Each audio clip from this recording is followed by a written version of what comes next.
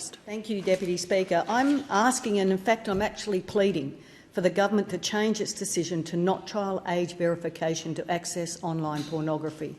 I simply can't believe the government is failing to protect our vulnerable children from online pornography. Why on earth would the government not at least trial age verification on pornographic sites recommended by the Safety Commissioner? Should be doing everything we can to protect our most vulnerable people online. It's equally unbelievable that the government is trusting the online porn industry to self-regulate online through some obscure voluntary code that's at least 2 years away. These are the very platforms and services that are actively seeking to increase their numbers of customers. It's their actual business model. It appears that the government is putting the vested interests of the porn industry above the safety and well-being of our children. Make no mistake, millions more children will be exposed to the most disgusting, degrading and often violent content.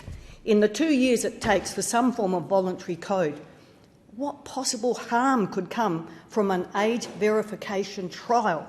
Much less harm, in fact, than exposing even more children to online pornography. The Safety Commissioner put 2 years of work into this, but the government's ignored that advice.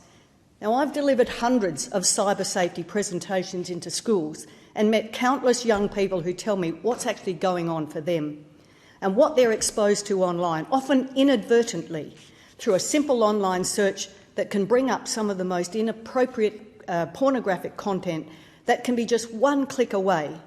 For the children I know who are as young as 9 or younger, they're the kids I get to deal with.